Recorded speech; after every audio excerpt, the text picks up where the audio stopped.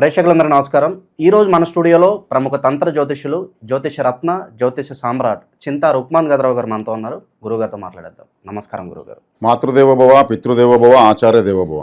గురుగారు, జూలై మాసంలో సింహరాశి వారి పరిస్థితి ఓవరాల్గా ఈ నెల ఎలా ఉండబోతుంది? ఎలాంటి జాగ్రత్తలు, పరిహారాలు తీసుకుంటే బాగుంటుంది అంటారు?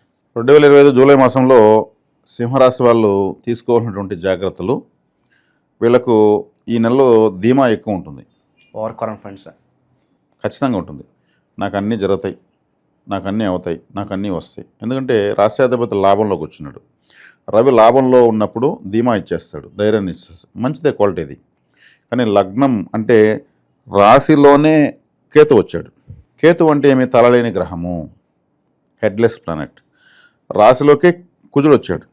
కుజుడు అంటే షార్ట్ టెంపర్, ఆవేశం, తొందరపాటు, ఏదైనా కాకపోతే తట్టుకోలేకపోవడం, సెకండ్లో అయిపోవాలి, బండి తోలిన వేగంగా తోలడము, పెద్ద సైలెన్సర్ పెట్టుకొని ఓన్ సౌండ్ చేస్తూ వెళ్ళడము, ఇటువంటివన్నీ కుజుడే కారకుడు. ఇది మైనస్. సప్తమంలో రాహు ఉన్నాడు, చాలా కేర్ఫుల్గా ఉండాలి. రాహును గురువు చూస్తున్నాడు, అది ఓకే, కానీ కొంతకాలమే. కానీ రాహు 1.5 year ఉంటాడు, గురువు 1 year ఉంటాడు. ఈ రాహు ఈ రాశికి బద్ధ శత్రువు. రవికి మొదటి శత్రువు శని రాహులే. రాహువు శని ఇంట్లో ఉంటూ సింహరాశిని వీక్షిస్తున్నాడు. అంటే సప్తమ స్థానం అంటే లైఫ్ పార్ట్నర్, పీనిస్ పార్ట్నర్. ఏమన్నా వీళ్ళు ఏదైనా పొరపాటు చేస్తే వాళ్ళని ఫేస్ చేయాల్సి వస్తుంది, వ్యాపారం నష్టపోవాల్సి వస్తుంది, జీవిత భాగస్వామితో గొడవలు పడాల్సి వస్తుంది. మిస్అండర్స్టాండింగ్ అయితే ఉంటుందంటారు ఖచ్చితంగా. రాహువు ఎంత ఎందున్నా రాహువు నియంత్రించలేరు కదా. కానీ అన్నిటికన్నా ముఖ్యమైనది, అన్నింటినీ ఎన్ని నేను చెప్పినా అన్నీ మళ్ళీ దారిలోకి వస్తాయి. ఎలా వస్తాయంటే గురువు లాభంలో ఉన్నాడు.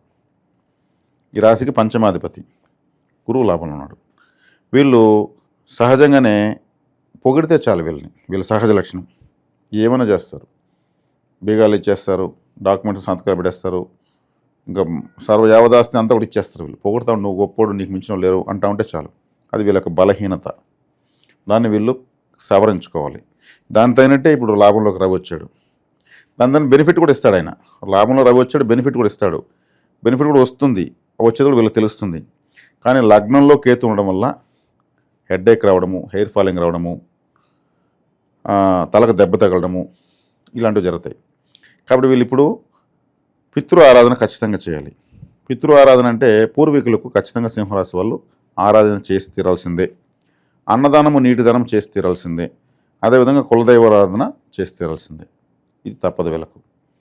అంటే పితృ నక్షత్రము మఖా నక్షత్రంతో ఈ రాశి ప్రారంభమవుతుంది కాబట్టి ఇది పితృరాశి. ఇవి చేస్తూ ఉంటే అదే నక్షత్రానికి అధిపతి కేతు రాశిలోకి వచ్చాడు. ఒక పక్క వైరాగ్యం కూడా పెరుగుతుంది వీళ్ళకు. ఎంత వస్తే ఏముంది, ఏది శాశ్వతం కాదని వైరాగ్యం కూడా పెరుగుతుంది. కుజుడు వచ్చాడు. కుజుడు వస్తే ఆలస్యం లేకుండా వెంటనే ఏదైనా చేసేయాలి, తొందరపాటు ఉంటుంది, విరక్తి ఉంటుంది, ధీమా ఉంటుంది. రాహు వచ్చేకాడికి ఏమాత్రం ఏమరపాటు కూడా మోసము జరుగుతుంది. ఇన్ని ఉన్నాయి ఇప్పుడు సింహరాశిలో. శుభ అశుభ మిశ్రమాలు ఉన్నాయి. లాభంలో రవి గురులు ఉండడం శుభ పరిణామం. 10వ ఇంట్లో శుక్రుడు ఉండడం కూడా మంచిదే. శుక్రుడు ఈ రాశికి మంచివాడు కాదు. ఆయన స్వస్థానంలో 10వ ఇంట్లో శుభగ్రహం ఉండడం అమలయోగం అంటారు. కాబట్టి ఏదైనా టూర్స్ అంటే తీర్థయాత్రలకు సంబంధించి కాదు, మామూలుగా ఉంటాయి కదా, కొంచెం ఫ్యాషన్గా ఉంటాయి కదా, పుణ్యక్షేత్రాలు కాకుండా ఉండే టూర్లు వెళ్ళాలనిపిస్తుంది, వెళ్తారు కూడా.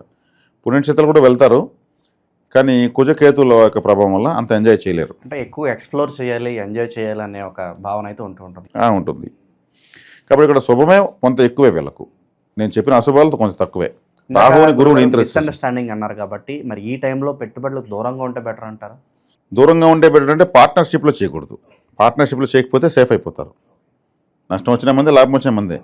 అది ఇంకొక సమాజం చెప్పే పని వచ్చేస్తుంది. పార్ట్నర్షిప్లో ఇప్పుడు రాహు ఉన్నాడు, శని కూడా వక్రించి వస్తున్నాడు. అందులో అష్టమ శని వేరే ఉంది. అష్టమ శని యొక్క ప్రభావం ఉంది, అది కొంచెం చూసుకోవాలి. అష్టమ శనిలో ఉన్నప్పుడు ఏమవుతుందంటే ఆకస్మిక నష్టాలు, కష్టాలు, అనారోగ్యాలు, అవమానాలు ఇవన్నీ వస్తాయి. ఆలయాలకు చీపురు కట్టలు తీసుకోవడం బెటర్. వెళ్ళు. చీపురు అంటే శనేశ్వరుడు అష్టమంలో ఉన్నాడు కాబట్టి ఆ చీపురునే మనము ఆలయాలకు కానుక ఇవ్వాలి. ఆలయాలు శుభ్రమయ్యే కొద్దికి అష్టమ శని దోష ప్రభావం తగ్గిపోతుంది. ఈ రాశిలో మఖా నక్షత్రంతో ప్రారంభమవుతుంది. ఈ మఖా నక్షత్రం అంటే ఇది పితృ నక్షత్రం. కాబట్టి పితృదేవత ఆరాధన ఖచ్చితంగా చేయాలి, కులదేవత ఆరాధన చేయాలి.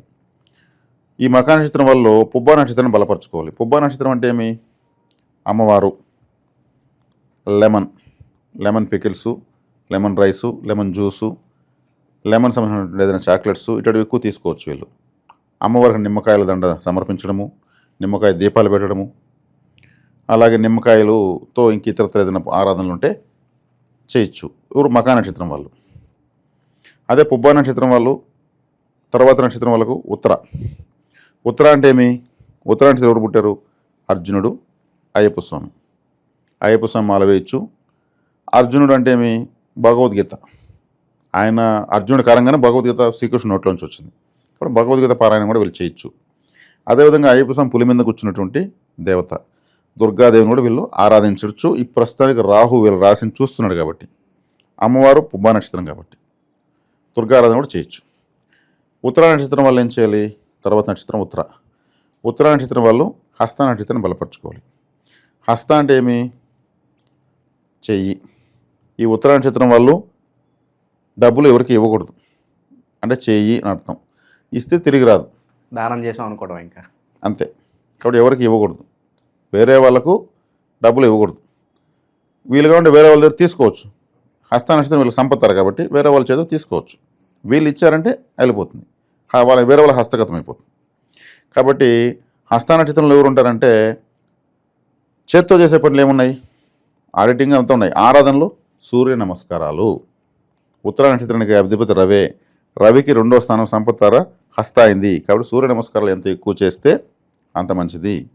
ఎక్కువగా క్లాప్స్ కొట్టడం మంచిది. నవగ్రహ స్థానాలు చేతుల్లో ఉంటాయి.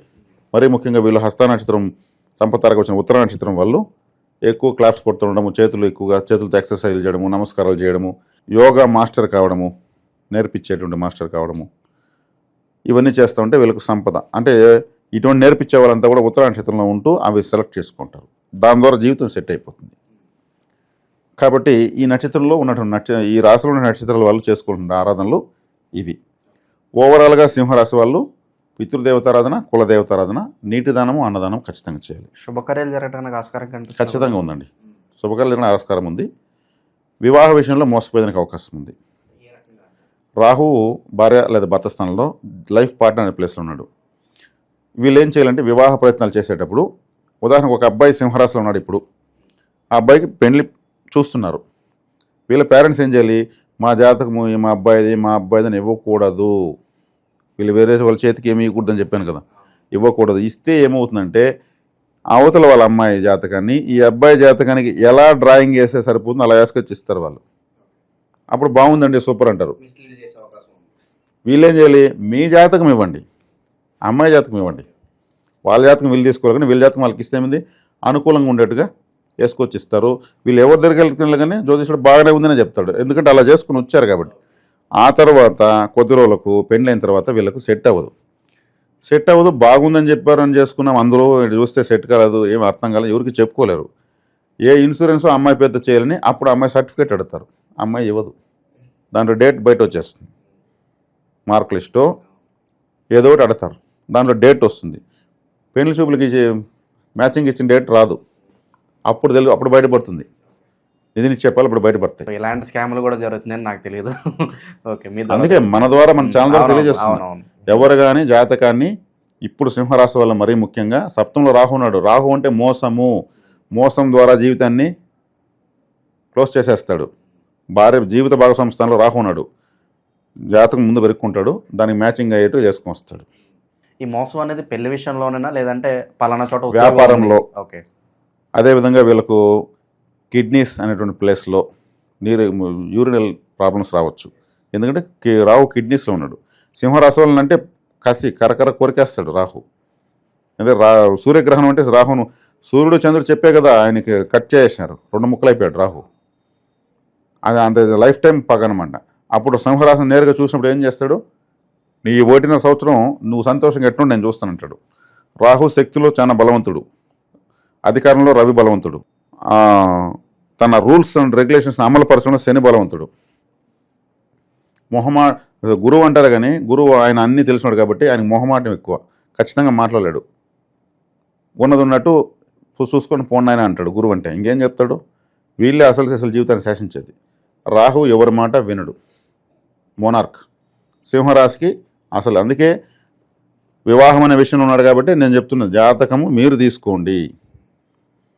ఇప్పుడు నేను చెప్పాను కదనేసి మీరు తీసుకుని అమ్మాయి జాతకం బాగుంటే అబ్బాయి జాతకం సెట్ కాకపోతే మీరు డ్రాయింగ్ చేసి వాళ్ళకి ఇవ్వద్దండి. మళ్ళీ అబ్బాయిలు కూడా చేయొచ్చు, మోసం ఎవరైనా చేయొచ్చు, అట్లా చేయకూడదు, తప్పు. అది తర్వాత సమస్యలు వస్తాయి. ఏ సర్టిఫికెట్లు కావాలన్నప్పుడు వదిలేస్తాయి విషయాలు. నేను ఎల్ఐసి పాలసీ అని చెప్పాను, అది ఇంకెప్పుడైనా సరే ఇవ్వాల్సి వస్తుంది. అప్పుడేం చేస్తారు? జాతకాన్ని మార్చారు కానీ సర్టిఫికెట్లు మారుస్తారు, మార్చలేరు కదా, అప్పుడు వస్తాయి అసలు గొడవలు. రాత్రి మార్చలేరు కాబట్టి ఆబ్వియస్లీ సమస్యలు విడిపోవడం ఏదో ఒకటి జరుగుతూ ఉంటుంది. పెళ్ళిళ్ళు అవ్వడం ఆలస్యం అయితే ఇట్లా పని చేస్తున్నారు. మేము లైవ్లో చూసేసాం, చాలా వరకు చూసాం కాబట్టి జాగ్రత్త చెప్పగలుగుతున్నాం. విశేషంగా ఈ నెల దైవారాధన విషయంలో ఏమైనా పరిహారాలు అవసరం గురుగారు వీళ్ళకి?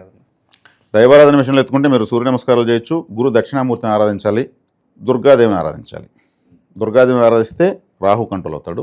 గురు దక్షిణామూర్తిని ఆరాధిస్తే గురుగ్రహము వక్రత్వం, ఇప్పుడు ఆయన చెందుతున్నాడు, మన అస్తంగత్వం చెందాడు, అస్తంగత్వ దోషాన్ని పోగొట్టుకుంటాడు.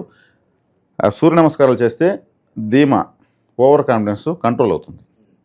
ఇవి వీళ్ళు చేసుకోవాలని పరిహారాలు. ఇంకా మారుతాయి మళ్ళీ గ్రహాలు, అప్పుడు వేరే పరిహారాలు మారిపోతాయి ఇంకొక నెలకి. ఓవరాల్గా ఈ మాసంలో ఈ రాశి వాళ్ళకి ఏ విధంగా ఉండబోతుందో చాలా బాగా వివరించారు. ధన్యవాదాలు. ధన్యవాదాలు.